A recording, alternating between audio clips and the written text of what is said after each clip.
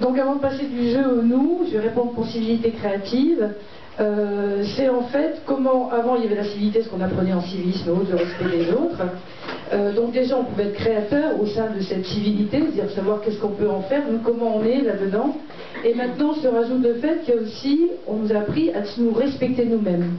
Donc il y a cette phase un peu peut-être de dire, ben voilà je me respecte, et du coup le risque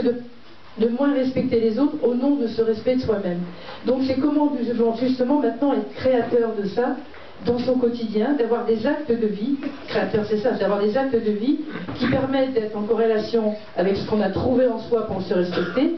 sans perdre l'idée que ce collectif et les autres sont les moyens d'avancer ensemble et de nous faire grandir aussi. Donc c'est là que je vais rebondir sur le jeu à nous. Moi je suis passée du jeu très jeune au nous par des fonctions, des défis que j'ai eus, d'assistante parlementaire alors que je n'avais pas fait d'études pour ça, qui m'a fait rentrer vraiment dans le nous et qui m'a enrichi moi personnellement, non pas parce que je le recherchais, mais c'est le nous qui m'a nourri de mes capacités, de ce que je pouvais encore faire, ou au contraire des choses qui me connectaient à des injustices, surtout parce que c'était le monde politique, à un manque d'équité, à beaucoup de choses qui venaient me brasser, et toujours justement le collectif m'a aidé, parce que quand j'ai eu des galères personnelles par rapport à ce que j'ai fait vis-à-vis des politiques ou vis-à-vis des coups de gueule entre guillemets que j'ai eu dans les fonctions, c'est justement cet intérêt de défendre le collectif qui a fait que je ne me suis pas positionnée ni en victime et que je ne suis pas restée dans le jeu. Voilà. Donc après, maintenant il y a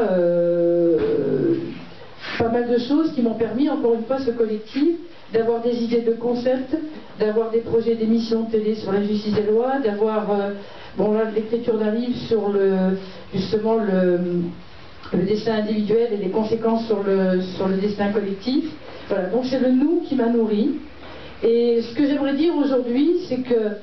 en étant capteur, à un moment donné, on peut se centrer, voir où on en est, recevoir spirituellement, philosophiquement des choses. À un moment donné, si on ne baisse pas les bras, je veux dire les capteurs et les antennes, pour se brancher aux autres,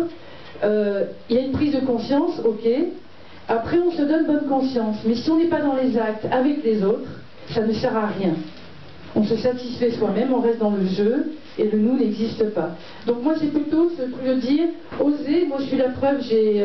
juste mon bac, j'étais assistante parlementaire, j'ai été lobbyiste avec des gens énormes, s'ils avaient su que j'étais que ça, mais parce que j'avais l'intérêt de défendre des choses pour le collectif, et non pas l'ambition de réussir, parce qu'autrement si c'était juste un projet pour moi, je me serais dit mais c'est pas possible, t'as pas fait tes études, t'as